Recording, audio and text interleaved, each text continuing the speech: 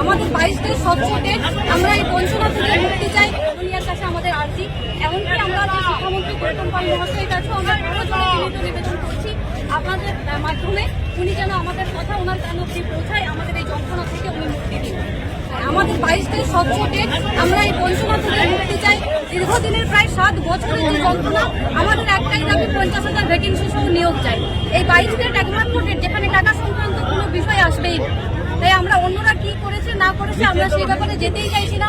আমাদের মাননীয় মুখ্যমন্ত্রীর কাছে একটাই দাবি, আমরা জানি উনি যথেষ্টই ছাত্রদরদী, উনি আমাদের কথা নিশ্চয়ই মনোযোগ দিয়ে শুনবেন আর আমাদের এই যন্ত্রণা থেকে উনি মুক্তি দেবেন। আমাদের দিন ধরে এই রাজপথে আন্দোলন, আমরা আজকেও এসেছি যেন আমাদের এই কাতর আরতি ওনার কাছে পৌঁছায়।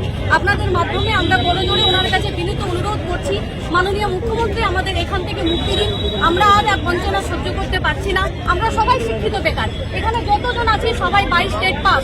কেউ নয় যে আমরা পরীক্ষার জন্য এসেছি বা কেউ ফেল করেছি, প্রশ্ন ভুলের মামলা করেছি, এই সংক্রান্ত কোনো বিষয় এখানে ঘটেই টিকবে না। আমরা প্রত্যেকে এখানে যতজনকে দেখছেন প্রত্যেকে যোগ্য প্রার্থী, এমনকি তারা প্রত্যেকে পরীক্ষায় পাস করেছে।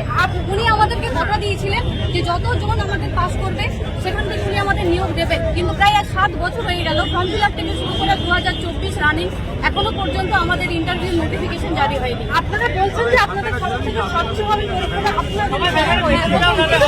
রাজ্য সরকারের অনিয়ম কোথায় আমরাও জানতে চাইছি। আমরা চাইছি যে আপনি প্লিজ আমাদের কথাটা বিবেচনা করে দেখুন, মাননীয়ার কাছে আমাদের আর্জি।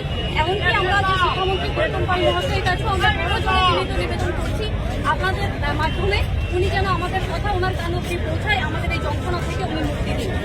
আর কবে এটাই আমাদেরও প্রশ্ন, আর কবে? 7 বছর ধরে বাড়িতে আমরা নানা রকম শারীরিক প্রতিবন্ধকতা, মানসিক প্রতিবন্ধকতা, অনেক মেয়েরা এসছে জানেন, ছোট ছোট বাচ্চা নেই, 3 মাস 4 মাসের বাচ্চা নিয়ে রাজপথে পড়ে আছে। আর কবে? এবার নিয়োগ চাই। আর কোন রকম কোনো যুক্তি ধোপে আমরা টিকতে দেব না। এবার স্বচ্ছতার সাথে উনি আমাদের নিয়োগ দিয়ে যন্ত্রণা থেকে মুক্তি দিন।